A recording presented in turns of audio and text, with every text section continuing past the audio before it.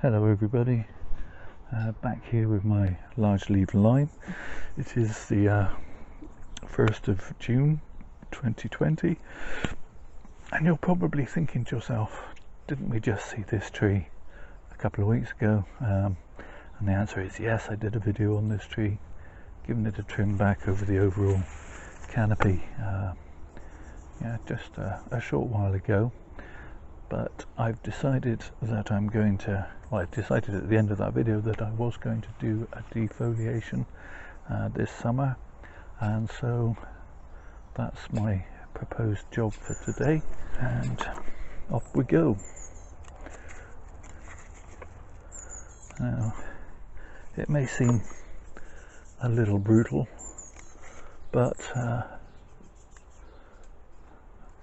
I've actually done this to this tree on quite a few occasions, and its purpose is to try and get a second flush of leaves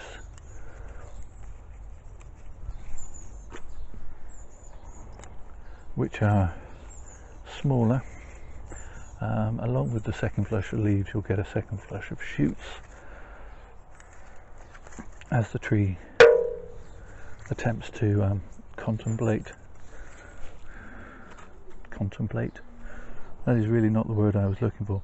That dong you just heard was I'm partially in the shade of a big old apple tree, and I have the metal incinerator behind me, and that was one of the June drop, one of the small apples landing with a donk on the incinerator. I've lost my train of thought now. What was I talking about? Oh yes, so basically removing these leaves stimulates the tree to produce a second crop of leaves and shoots, which adds ramification. There are people out there who could give you a full and complete scientific explanation, I'm sure.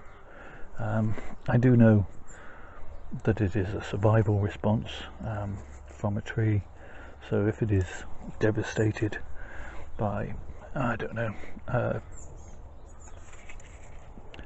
a bunch of insects gnawing on the leaves and defoliating the plant, or deer, goats, whatever, defoliating the plants, the tree will react to that, and obviously needs to put out as many new shoots to compensate for the fact. Compensate, that was the word I was looking for when I was rudely interrupted. To compensate for its loss. Now, I do know it's a chemical reaction in that as part of the photosynthesis, the tree can somehow sense that leaves are working and providing feed in the same way that there is a chemical in the end bud of a tree that sends a chemical back down and says all's fine. If that bud is snipped, then the tree will throw out new shoots to replace that leader, and once a leader has established dominance, it will send out that chemical back down saying all's fine here. As I say, I'm sure if you do a search on the internet you can find the exact chemical names and the exact processes, but suffice to say, if a goat comes along and eats a whole bunch off a young tree, it'll throw out new shoots and new leaves to compensate, and that's what we're trying to achieve here.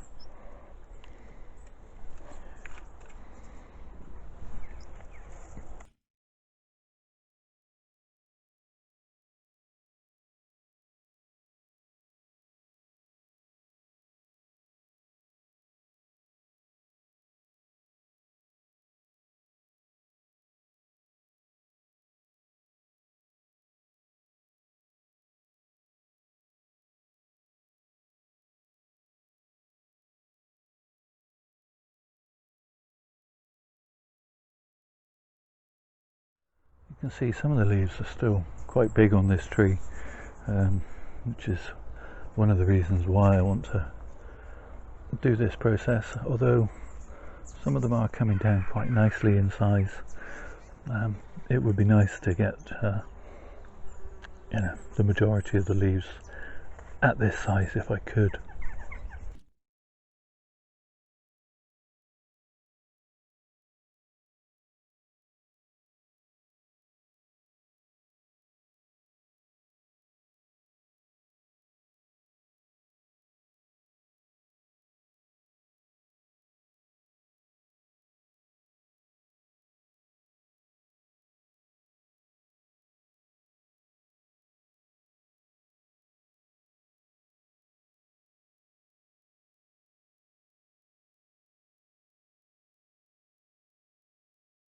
One thing I didn't say is that you do need to leave the actual leaf stalk on as much as possible. Believe it or not, that will help to photosynthesize a little, even though it's lost most of its leaf. It also protects the embryonic bud. Let's just move you in on that if I can.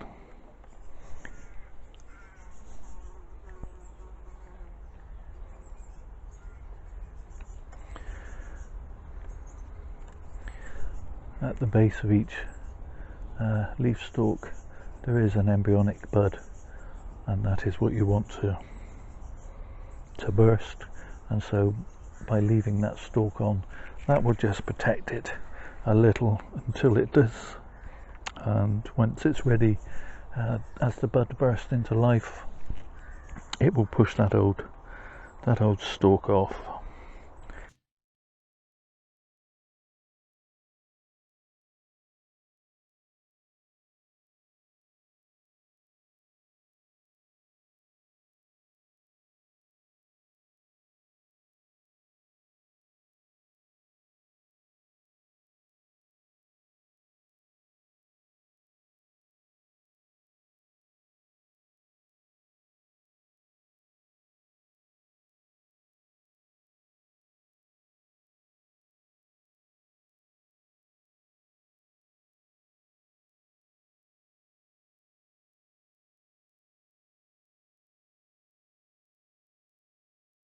Of course, what I didn't just say, as well as the chemical reaction to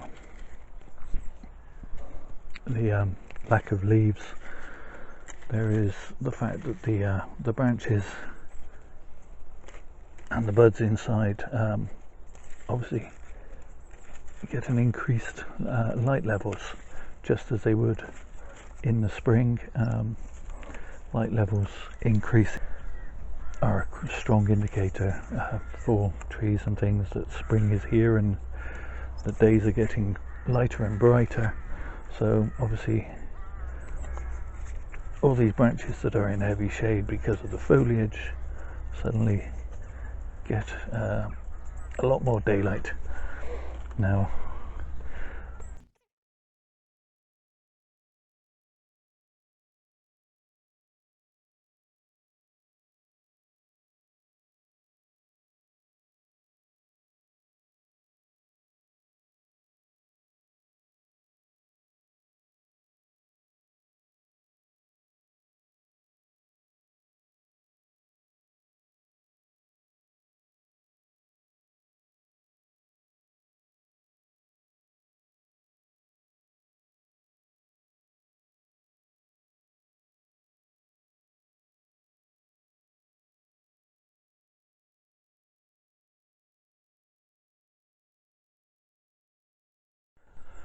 I should imagine even at,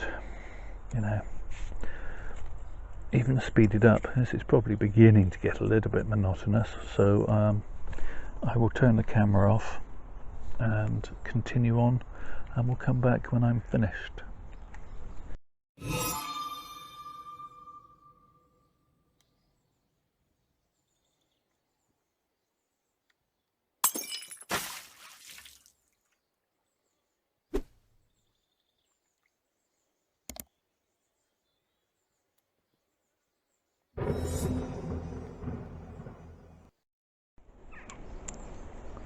this is just a quick catch up with my little cherry rock compilation. What I have been doing is just pinching out some of the growing tips like so, just getting the tree to bush out now that we have no worries about the dreaded silver leaf, which is, if you've missed my previous video, you should never prune any sort of stone fruit, a cherry or a plum, in the winter time, because of a disease, a fungal disease called silver leaf, which can get in and can kill whole areas of your tree, and indeed with a bonsai it can be, you know, just fatal for the whole tree. So now is the time for doing any radical pruning. I'm not really going to do much to this one. I do have a dead piece just here that I want to get rid of, and as I say, I'm just pruning out the growing tips, keeping it to an overall sort of shape in my mind. And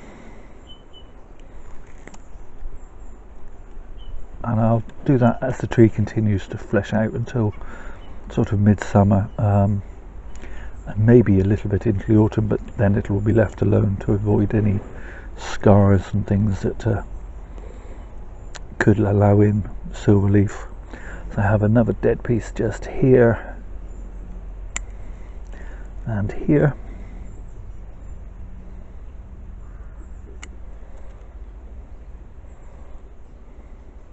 Pinch that back, dead piece there.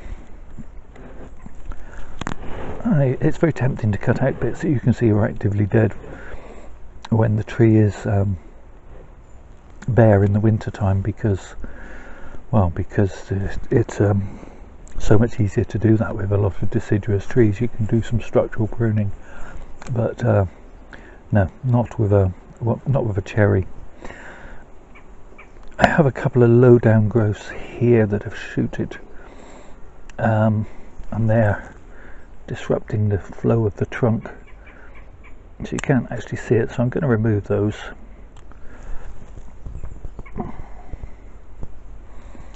And that's basically it for this tree, so not enough for a full video of its own, hence I'm going to do that with a few trees, unless people hate it. If you hate it, let me know in the comments what you think, but I think for certain trees in certain stages of development, it's hard to justify a whole video, or to find enough bits to do with them for a whole video, so I can slip them into longer videos like this. Let me know what you think. One last thing just to show you, and that is always things look better when they're wet. I don't know why, but those rocks just look so much nicer when they're wet. Just one of those things. Anyway, quick 360 and we'll go back to the main video.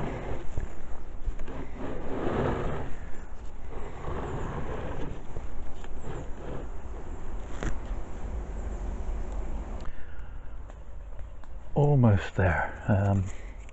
Probably done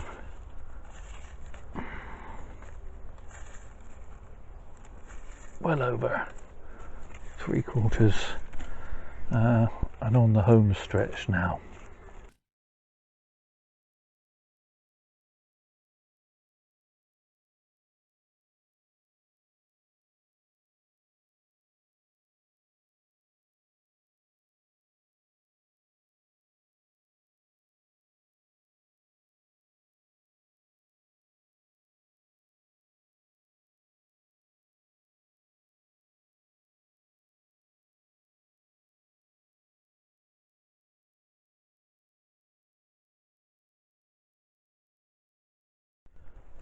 Almost there.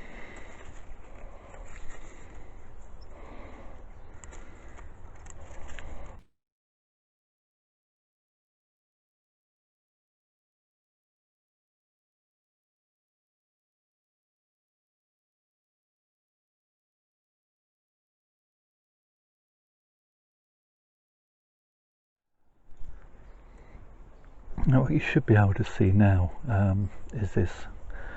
I've just exposed this guy wire that's holding this branch down in this angle. It's a little bit of pond pump wire, watering wire at each side, just to prevent the wire cutting into the bark.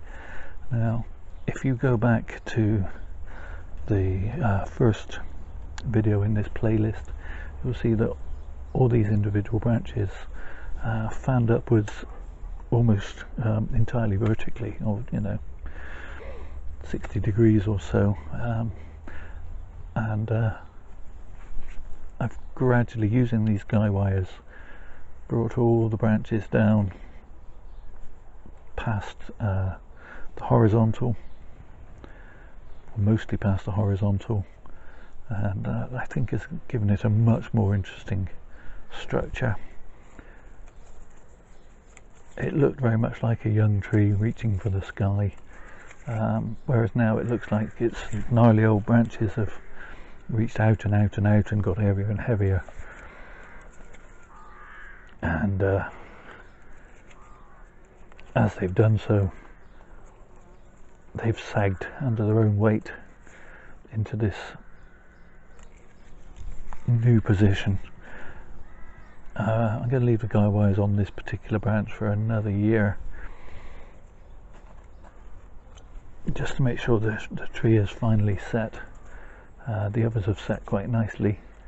This one has raised itself up a little, and this is more vertical. I could perhaps pull it back down, but I like it actually as it is. I don't want them all in the same angles. That again looks a bit artificial. So having them all at slightly different angles, I think, looks more natural. Finally, the last leaf. Do I want to do any more trimming? There's a branch here that's crossing with this branch, so I'm going to trim that back to there, and I'll leave that one. Similarly, there's a branch in danger of crossing over in themselves here.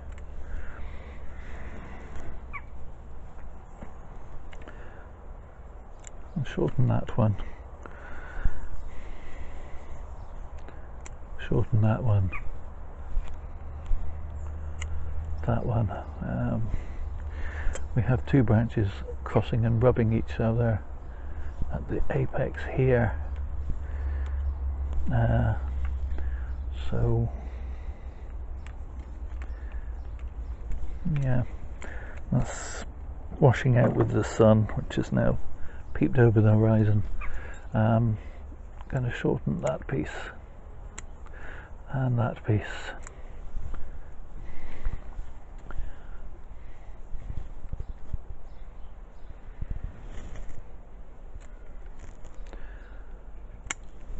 Okay, don't want to shorten too much. I don't want to lose too much growth, but only where pieces are in danger of crossing over one another. Yeah, I think that's fine. So let's give you a quick 360.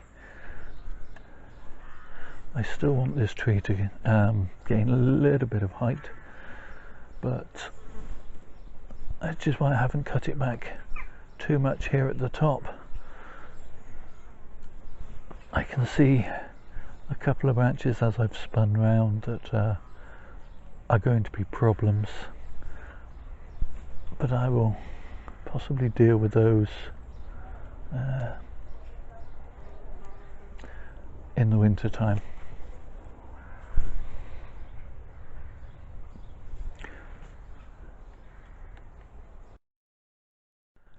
So that's all for this one.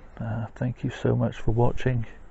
I've just noticed my phone pinged, and I had a look whilst I had the camera turned off, and I've achieved 3,000 subscribers today. So I can't believe it. It's amazing that I've got that many people that have shown interest in my trees.